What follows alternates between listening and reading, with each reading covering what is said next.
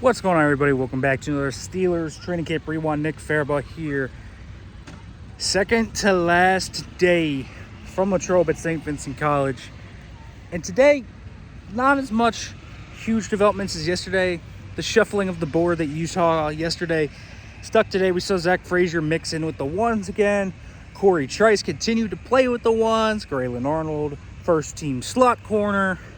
A lot of that. But I think today we can talk a little bit more about individual performances. They got the pads on today, so the pads were popping, and that means I can talk about offensive line a little bit, and we can talk about Zach Frazier continuing to look really good. He just continues to impress in run drills, team run. He continues to clear out lanes on wide zone runs. They're running more gap stuff. He continues to make plays there. He's got such a strong core, and he's got great leverage because he has this wrestling background that everybody talked about pre-draft. And you're just starting to see him get comfortable with the game, the speed of the game in the NFL level.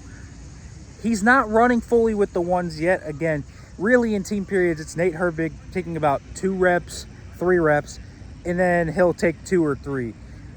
But he is just playing so well. And you look at the Texans tape, if he continues that against the Bills and the Lions, I'm not sure how you don't start him. So good start there. Injuries. We have a lot of injuries. Dante Jackson is out with an undisclosed injury. Deshaun Elliott did some indie stuff but didn't do team. He got banged up last week. Graylin Arnold is finally back, so he's getting the first team stuff. Highsmith and Benton were working off to the side. Cordero Patterson is finally fully back. So is Dean Lowry. They did team drills for the first time today. So some positives on the health list. Kalen Barnes and Tariq Black both got injured yesterday, not practicing today. DeMarvin Leal has been banged up a little bit, and he did not practice today either. Did not practice yesterday either. So, man, they are short at outside linebacker, but it has allowed guys like Kyron Johnson, Jeremiah Moon, Nick Herbig to get more and more reps on that side. So good for them. Kyron Johnson is so explosive. Moon is so long. And so you have different archetypes, and they're showing out in different ways. Again, good for them. Today, really good day for Cory Trice again. He is going up against Van Jefferson, Pat Freiermuth, and George Pickens pretty much every single rep. One of those 3. And they tested him back to back to back in the team mesh drill today. Man, he made some plays. Broke up one for Freiermuth, broke up one for Pickens, broke up one for Jefferson over that drill. He made plays today, and so Cory Trice is really sticking it out. He is putting a vice grip, he's starting to at least, on that top backup job.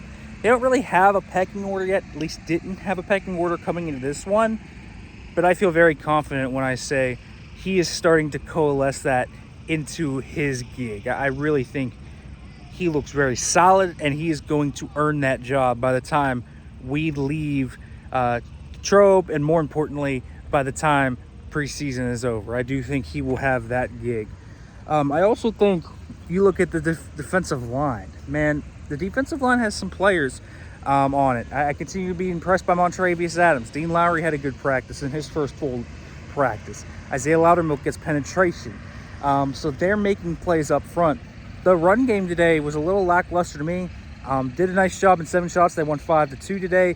But honestly, the team run drills, they had 2 or 3 big breaks, but for the most part, the D-line was stacking them up. Peyton Wilson had a few nice stops there. He got banged up a little bit, but did come back, so doesn't seem to be super serious with Peyton Wilson.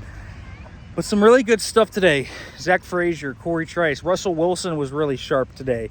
Had a beautiful 55, 60-yard deep ball air yards-wise to Calvin Austin. Really dotting it all over the field, hitting the middle of the field, hitting the sidelines. Just really precise. Didn't put the ball in harm's way. So I thought he was looking really good. Justin Fields had a really nice throw to Van Jefferson on a post route too. They are pushing the ball down the field. I think that's one thing I want to note.